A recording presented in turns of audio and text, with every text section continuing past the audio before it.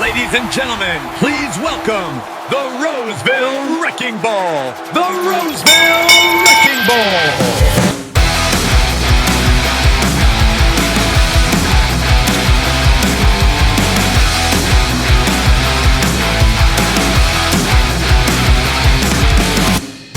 Joshua Shrum.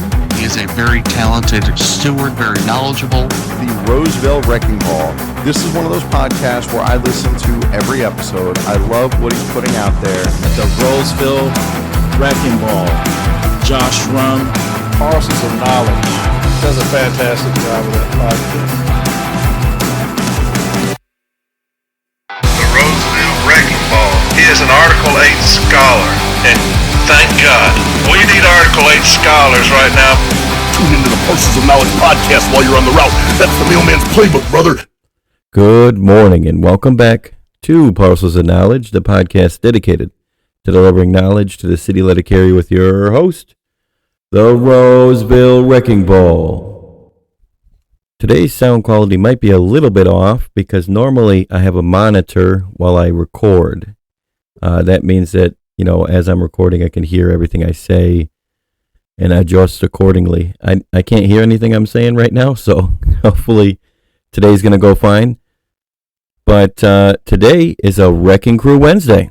And like Wrecking Crew Wednesday fashion, we will be honoring those individuals who are part of the Wrecking Crew.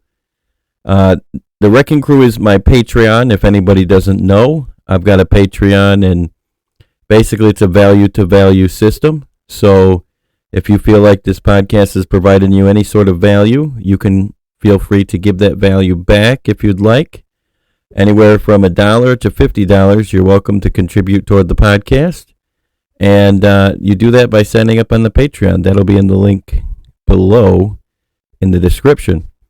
And every Wednesday we will be shouting out your name, and you guys will be able to pick the Wednesday topic for that particular episode. So without further ado, let's go through the Wrecking Crew. We got 22 members still.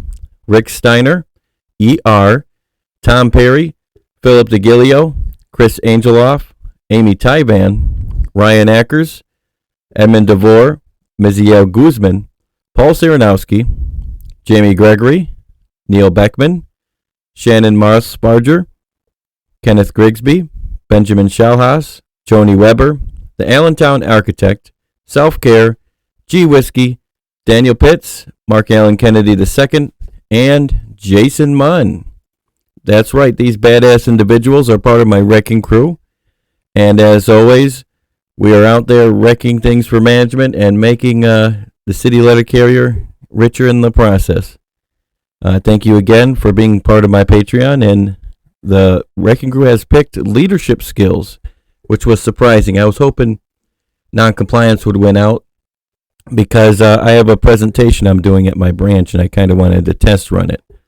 But we're going to do leadership skills. And this one will be fairly short because I don't have too much to say about it, but I do have something to say.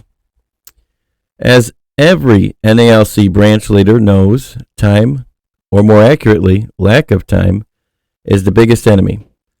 Branch leaders continually seek shortcuts and quicker ways to get jobs done. One of the best ways to gain more time is, of course, to spread the work around. Chances are that every branch has at least a few dedicated souls who are willing to help out. But like all resources, these volunteers need to be replenished and restored from time to time. They may be willing to work, but they are also eager to receive recognition and appreciation for the work they do.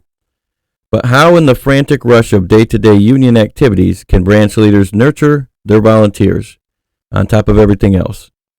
The key is to develop positive communication skills. Keith Blanchard, author of The 1 Minute Manager, has some pointed advice that, although originally aimed at managers in business, applies equally well to leaders in all organizations. As Blanchard puts it, the changing role of leadership requires that leaders make greater use of influence through personal power instead of positional power. Personal power means having power with people instead of power over people. As today's branch leaders know, people cannot be made to perform. Rather, leaders must find ways to get people to want to perform.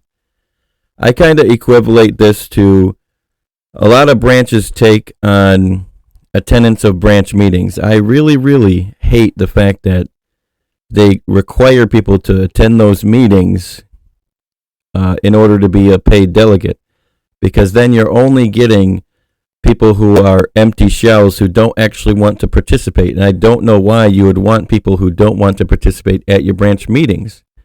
Rather, you should get people to want to attend those meetings. That is what you must do, and this is part of this leadership skill. The 3 skills Blanchard cites as most necessary to today's leaders are being specific, enhancing self-esteem, and effectively listening. Each skill is important in motivating and directing the volunteer efforts of other union members, and this might be particularly relevant during food drive, which is coming up. Being specific, as Blanchard sees it, is giving directions that are precise and being clear about what is to be done and the results to be achieved. Does the opposite sound familiar with management? How they're constantly giving unclear instructions? That is a sign of poor leadership. This advice is particularly appropriate in the local union setting where people many times hesitate to volunteer because the tasks are unspecified. For example, don't ask somebody to chair the organizing committee and let it go at that. Instead, spell out exactly what your job requires, being sure to include your best estimate of how much time each task will take. Say, for example, it would be great if you could talk to these 5 non-members, list the names, once a month and bring them up to date on what happened at the union meeting. That job should take no more than about 5 minutes per person once a month. The key is to get down to the nitty-gritty of each task as you assign it. You can also ask the volunteer for ideas about how to accomplish a task. By focusing on specifics, you can firm up the branch's larger goals and get workable actions in place to reach these goals. Ken Blanchard's second suggestion for leaders is aimed at helping people feel good about the work that they do. I've always been a fan of making sure that people are recognized. More specifically, I think it's important that we do Steward of the Month and things of that nature. Recognize stewards for everything that they do, because it's a thankless job, and it's one of those things that we have so many individuals who are very talented and dedicating countless hours of their lives in order to get good results, and that's because they prefer to do that. And I think that they should be appreciated for what they did. The first rule is to avoid at all costs actions or statements that may damage a volunteer's self-esteem. For example, your branch treasurer may be consistently late in getting to branch meetings, but the treasurer's reports are always clear and to the point. You might be tempted to say, as the treasurer scoots in late once again, well, what a surprise. Our treasurer has finally decided to appear.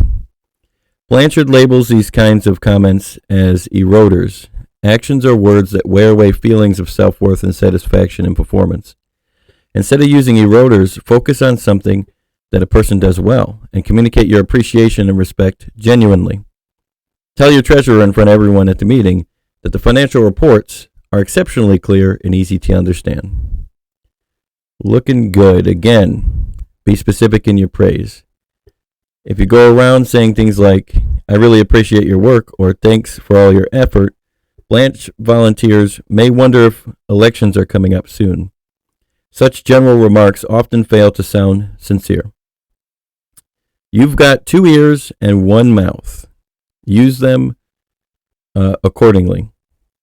The third skill that Ken Blanchard recommends cultivating is the art of listening.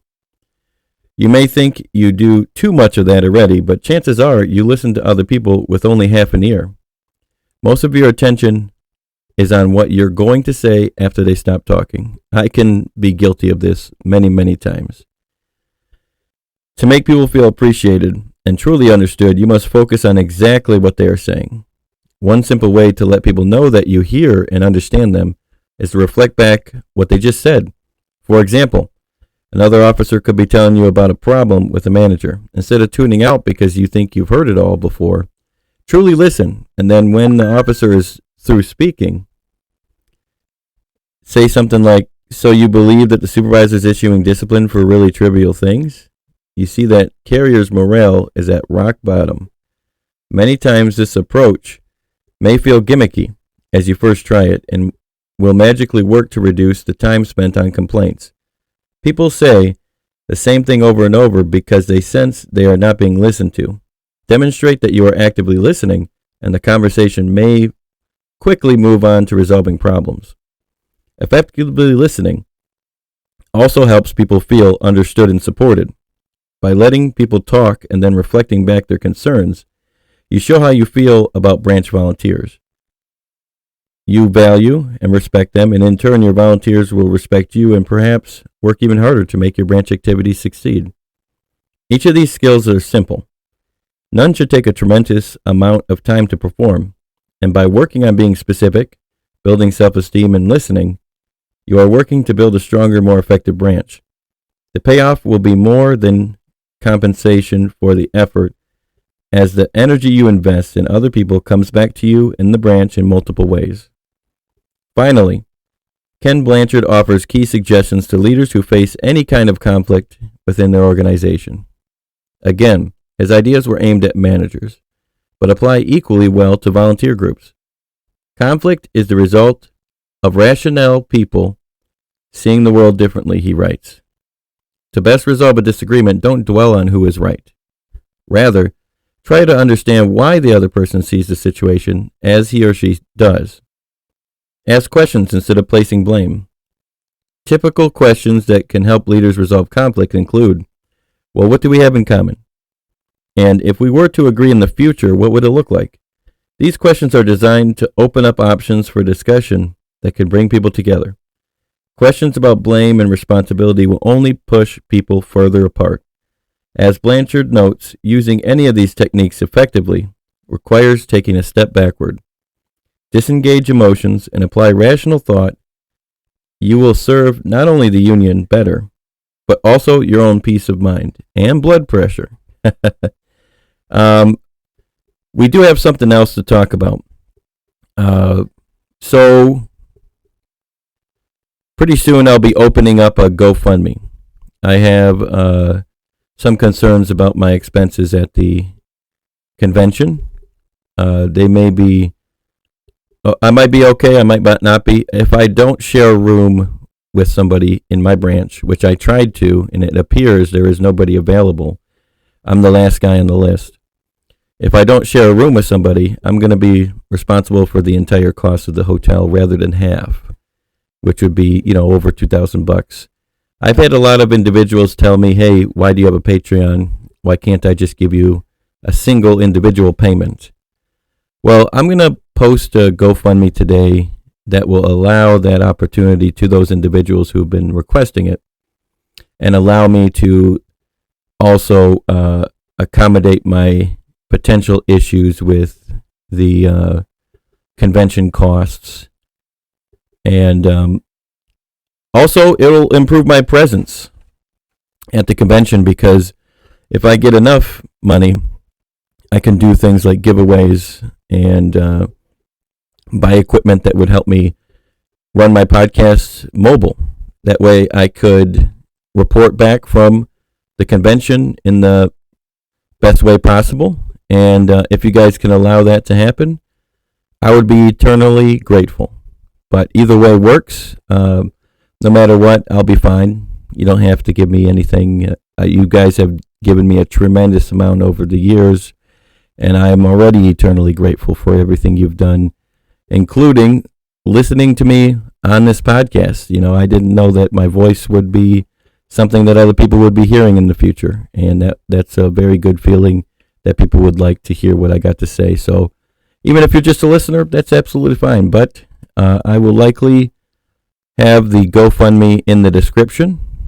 And if you feel like donating a one-time contribution, feel free. It's nothing that's an emergency.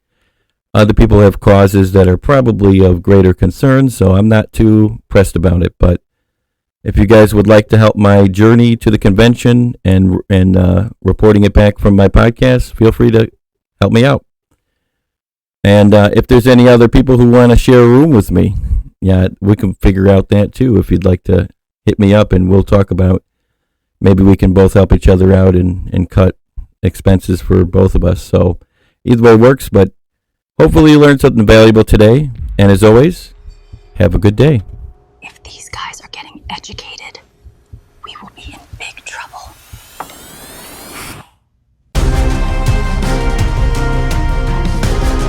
Management's been weighing you down like a bag of wet catalogs, but you don't gotta take it. You strap on the elbow of education, dig it? Ladies and gentlemen, please welcome the Roseville Wrecking Ball. The Roseville Wrecking Ball. The Roseville Wrecking Ball is an Article 8 scholar, and thank God, we need Article 8 scholars right now. The Grievous Genius and the Roseville Wrecking Ball doing amazing work. Tune into the Parcels of Knowledge podcast while you're on the route. That's the mailman's playbook, brother.